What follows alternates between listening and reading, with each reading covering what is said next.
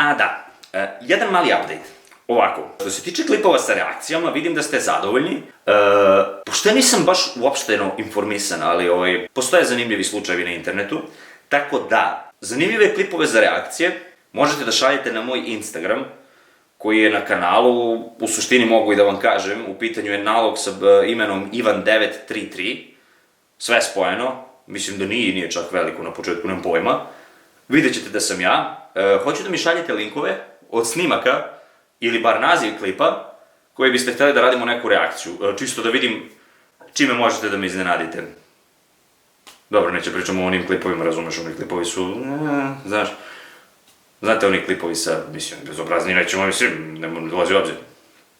I po 2, imam još jednu dobru ideju, a to je, ko ima živce i ko ima neku priču, u pogledu neke blamaže, možete to da pošaljete, znači celu priču, iskucajte koga mrzi, koga ne mrzi, postoji čak i moj email na About sekciji, gde piše moje ime, mislim, moj email, koji je radivojević.ivan@gmail.com.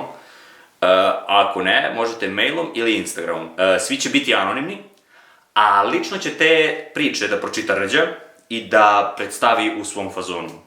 I predlog je na neki snimak, na neki kanal, na neku osobu, na neki pojam, nemam pojma, a ja ću to da snimim za vas. To neka bude od sad, pa dok ne skupimo dovoljno materijala i onda ću da napravim klipove o tome. Tako da, let the games begin. Hvala lepo, pa se vidimo.